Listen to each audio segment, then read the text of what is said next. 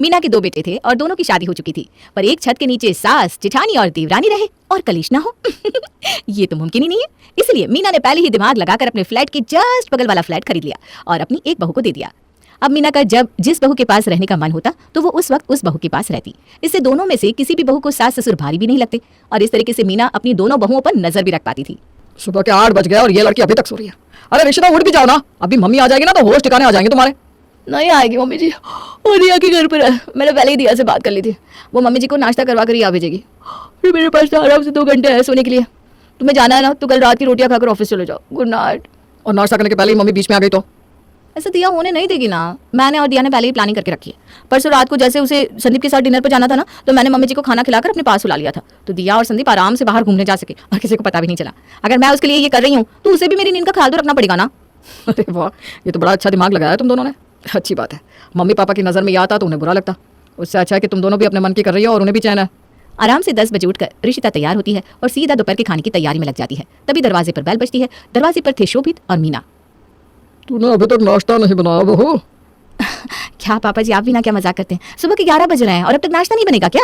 नाश्ता बनाकर tiffin pack करके मैंने 9 बजे ऑफिस पे भेज दिया। झूठे बर्तन भी धो दिए, झाड़ू पोछा सब हो चुका है। देखिए ना, ये तो दोपहर के खाने की तैयारी कर रही हूँ मैं। अगर मम्मी जी 1 बजे तक दोपहर का खाना खा लेंगी तो आराम से 4 बजे फिर से खा सकती है ना। डॉक्टर ने कहा है कि मम्मी जी छोटे छोटे ब्रेक में जितनी बार खाएंगी उनकी शुगर के लिए उतना ही अच्छा होगा। यह सुनकर अच्छा लगा कि मैंने दोनों बहुओं को अलग अलग करके बहुत अच्छा किया। ऋषु के पापा, शुरू में मुझे लग रहा था कि मैं अपना घर तोड़ रही हूँ, पर नहीं, दोनों अगल बगल में रहती है तो दोनों की अपनी जिंदगी भी है और दोनों में प्यार भी बरकरार है और मुझे भी दोनों जगह खाना खाने का मौका मिल जाता है। मम्मी जी, वो ना हरी मिर्च नहीं है तो मैं बगल से लेकर आती हूँ। हाँ, और हरी मिर्च लेने के बहाने ऋषिता दिया के पास जाकर उसे कहती है, मैंने दोपहर के खाने की पूरी तैयारी कर दी है। मैं मम्मी पापा को खाना खिला दूंगी, उसके बाद तू उन्हें अपने पास बुला लेना ताकि मैं शाम को किटी में जा सकूं।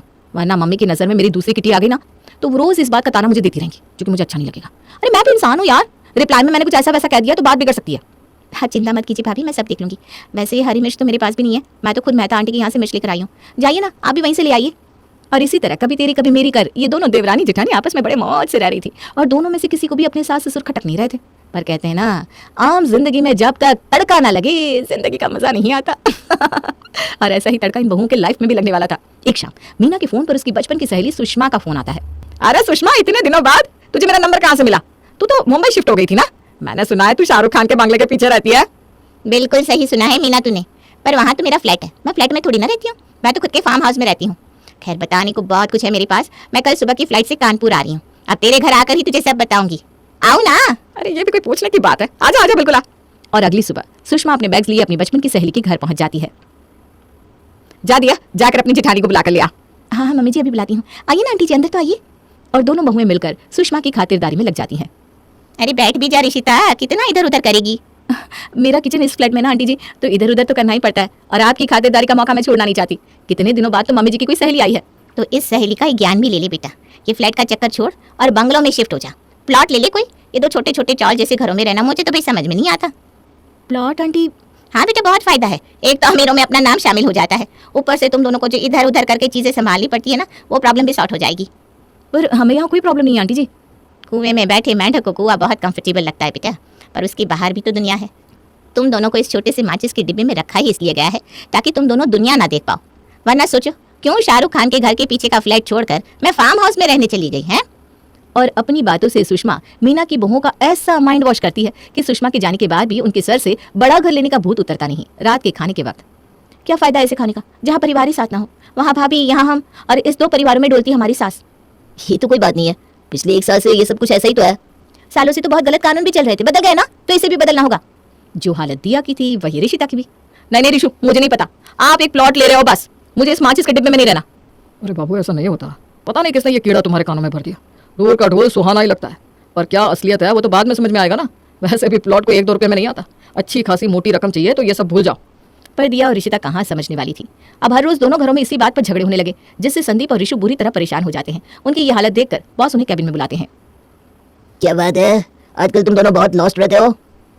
सर, मेरी वाइफ फार्म हाउस में शिफ्ट होना चाहती है और उसके लिए वो मुझे प्लॉट लेने को कह रही है। कैसे होगा सब मैनेज, वही सोचता रहता हूँ। इतने बड़े अमाउंट का लोन उठाना, स्ट्रेस तो होगा ही ना सर। फार्म हाउस का चस्का पहले मेरी वाइफ को भी था, बट अब मेरा फार्म हाउस पिछले 6 महीनों से खाली है। तुम दोनों चाहो तो वहाँ शिफ्ट हो सकते हो, एक ट्रायल ले लो। उसी में सब समझ में आ जाएगा। और ऋषि और संदीप की टेंशन खत्म हो जाती है। दोनों बर्फी और गुलाब जामुन लेकर अपने घर पहुंचते हैं।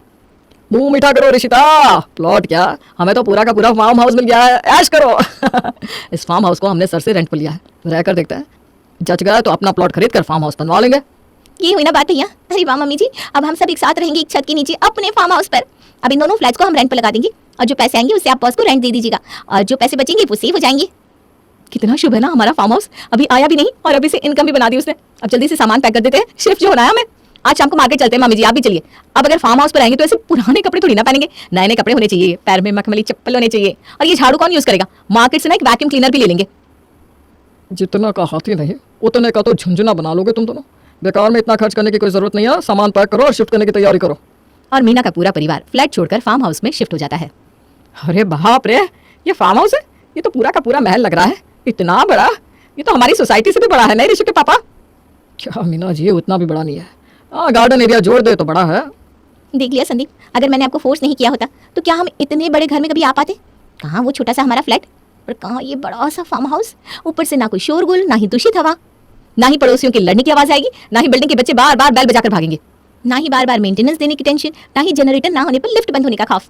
वैसे भी ये सारी प्रॉब्लम ना लोअर मिडिल क्लास लोगों को ही आती है दिया। और अब हम तो रिच लोगों में आने लगे हैं, हमारा खुद का फार्म हाउस है, खुद का। अब चल किचन में चलते हैं, खाने की तैयारी जो करनी है।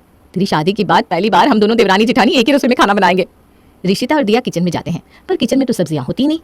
ओह, ये तो मैंने सोचा ही नहीं कि किचन तो हमने सेट किया ही नहीं। मसाले तो मैं ले आई थी, पर सब्जियां तो फ्रेश लानी होगी ना। तो हम दोनों चलते हैं ना भाभी, इसी बहाने थोड़ा वॉक भी कर लेंगे और अगल बगल वालों से मिल भी लेंगे। पर फार्म हाउस वाले एरिया में कहाँ सब्जी मार्केट होने वाला था और कहाँ कोई अगल बगल वाला मिलता। जैसे ही दिया और ऋषिता बाहर निकलते हैं, चारों तरफ फैला सन्नाटा उन्हें अजीब सा लगता है। फ्लैट से यहाँ आने के वक्त इतनी ज़्यादा एक्साइटमेंट थी मन में कि मैंने नोटिस ही नहीं किया कि यहाँ आसपास में कोई मार्केट ही नहीं है। कब से चल रहे हैं हम भाभी, अभी तक एक सब्जी वाला नहीं दिखा। सब्जी वाला छोड़, यहाँ तो लगता है 1-2 किलोमीटर के अंदर सिर्फ हमारा ही फार्म हाउस है। अब सब्जी कहाँ से मिलेगी हमें? यहाँ तो कोई अड़ोसी पड़ोसी भी नहीं है जहाँ नमक मिर्ची मांगने जा सके। दिक्कत तो होने वाली है। आज का खाना बाहर से मंगवा लें। पर भाभी गाड़ी तो अभी तक यहाँ आई नहीं है, ऑनलाइन ऑर्डर कर लेंगे। चलिए, ये बात ना आप किसी को बताइएगा मत, वरना बेकार में सब हमारी चॉइस पर ऑब्जेक्शन करने लगेंगे। घर जाकर दिया कहती है, सब्जी वाले के तो नखरे बताइए मम्मी जी, 100 रुपये के नीचे तो कोई सब्जी वाली सब्जी नहीं दे रही थी। अब हम सब्जी लेंगे, फिर तेल लगेगा, सिलेंडर लगेगा। उससे अच्छा मैंने सोचा क्यों ना हम ऑनलाइन ही खाना मंगवा लें। वैसे अभी घर भी तो एडजस्ट करना है और खाना बनाकर हम थक जाएंगे तो बाकी काम कैसे होगा। ठीक है, फिर मैं ऑनलाइन खाना ऑर्डर कर देता हूँ।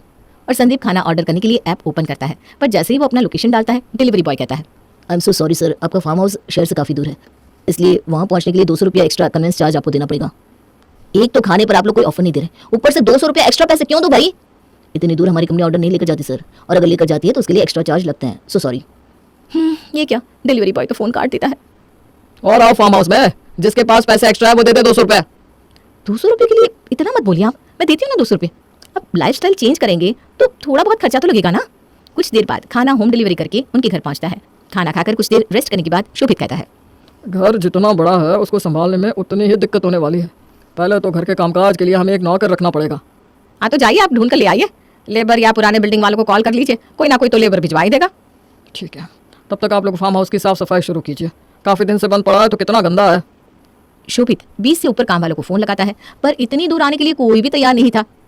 जो एरिया आप बता रहे हैं ना साहब, वहाँ तो सिर्फ फार्म हाउस है, और एक फार्म हाउस कितना बड़ा होता है ये मैं अच्छी तरह जानता हूँ। अकेले से तो काम मेरे से होगा नहीं, मुझे अपने साथ एक और मजदूर को लाना होगा। मेरी हाजिरी 1300 रुपये होगी और उसकी 800-900 ऊपर से आने जाने का खर्च। अगर आपको समझ आता है तो ठीक है, वरना बहुत काम पड़ा है मेरे पास। ये सुनकर शोभित का तो दिमाग ही खराब हो जाता है। अरे फार्म हाउस में कोई मजदूर काम पर आना ही नहीं चाह रहा, 1300 रुपये कोई लेबर चार्ज मांगता है क्या? उसमें भी उसका कहना है घर साफ करने में उसे 2 दिन लगेंगे। सुबह 10 बजे आएगा, शाम को 4 बजे तक चला जाएगा, और साथ में एक और मजदूर भी लेकर आएगा। किसके पास रखा है 4000 रुपया, वो बुला कर ले आया लेबर। अपना फ्लैट तो हम रेंट पर लगा ही रहे हैं ना पापा जी, अभी पैसे मैं दे देती हूँ, 4000 रुपये है ना, आप बुला लीजिए लेबर को। और शोभित लेबर को बुला लेता है। फार्म हाउस साफ सुथरा होकर एडजस्ट भी हो जाता है, पर रोजमर्रा की प्रॉब्लम सॉल्व होती कैसे, और कब तक सभी बाहर का खाना खाते? मैं तो कहता हूँ सभी काम बांट ले तो अच्छा होगा, क्योंकि प्रॉब्लम तो बहुत ज्यादा होने वाली है। यहाँ तो आसपास कोई सब्जी मार्केट भी नहीं है, एक हफ्ते में एक ही बार सब्जी लाई जा सकती है। 2 दिन फार्म हाउस की सफाई क्या हुई कि पीने का पानी भी खत्म हो गया। यहाँ तो कोई पड़ोसी भी नहीं है जिससे हम मांग कर ले आए, इससे अच्छा तो हमारा फ्लैट था। वही तो बात है मम्मी, ये ऑफिस तो रोज जाना है हम लोगों को। हम लोगों का ऑफिस यहाँ से कितना दूर पड़ रहा है, आधा से ज्यादा पैसा तो पेट्रोल में चले जाएंगे। अरे ठीक है, हमें कोई दिक्कत नहीं है, आप दोनों भाइयों में से कोई हफ्ते में एक बार सब्जी ला देना, हम दोनों देवरानी जेठानी मैनेज कर लेंगे। और अगर बीच में कभी सब्जी की जरूरत पड़ी तो वॉक करने के बहाने मम्मी जी चली जाएंगी मार्केट। ए ना भाई, मुझे नहीं जाना मार्केट, फार्म हाउस तुम दोनों का आना था ना, तो तुम कर लेना वॉक। काहे का वॉक और काहे की मस्ती। इतना बड़ा फार्म हाउस जहाँ रसोई घर की एक छोर पर थी तो डाइनिंग टेबल दूसरी छोर। बहू रोटी। 4 दिन पुरानी सब्जी जो सड़ गल रही है उसके साथ भी इनको और रोटी खानी है। ना बाबा ना, अब मैं रोटी लेकर नहीं जाऊंगी डाइनिंग टेबल तक। इतनी दूर चल चल कर तो मेरी एड़ियाँ दुखने लगी है भाभी, आप चले जाओ ना। अरे ये भी कोई बात हुई दिया, मैं भी तो गर्मी में रोटियां सेक रही हूँ ना, तू जा जाकर परोस करा। कभी कोई रोटी दिया से मांगता तो कभी कोई। रोटी देगा कोई? और जैसे ही 12वीं बार दिया रोटी लेकर डाइनिंग टेबल तक पहुंचती है, बेहोश होकर वहीं गिर पड़ती है। सभी उसे कमरे में ले जाकर उसके चेहरे पर पानी छिड़कते हैं। और जाओ फार्म हाउस में, ले लिए मजे, हो गई बेहोश। वो तो इसलिए क्योंकि इतने बड़े घर में हमारे पास कोई काम वाली नहीं है ना। घर भी हमें सेटल करना पड़ा, किचन इतना बड़ा है, उसे साफ करना, बर्तन धोना, घर का काम करना, थकावट तो होगी ना। एक काम वाली रहेगी तो ये टेंशन खत्म हो जाएगी। तो ढूंढ लो काम वाली और बुला लो उसे। अगली सुबह अपना सामान बांधकर रिशु और दिया अपने कमरे से बाहर आती हैं। क्या हुआ दिया? किया था मैंने काम वाली को कॉल, पर इतनी दूर कोई काम वाली आने को तैयार नहीं हो रही। दिन भर घर पर बैठे बैठे हम लोग भी बोर हो गए। यहाँ तो अड़ोसी पड़ोसी भी नहीं है, कोई गॉसिप वाला भी नहीं है। मन कैसे लगे इंसान का। मैं तो अपने फ्लैट में जा रही हूँ भाई। और हफ्ते भर के अंदर ये दोनों बहू के दिमाग से फार्म हाउस का भूत उतर जाता है। Hello sir,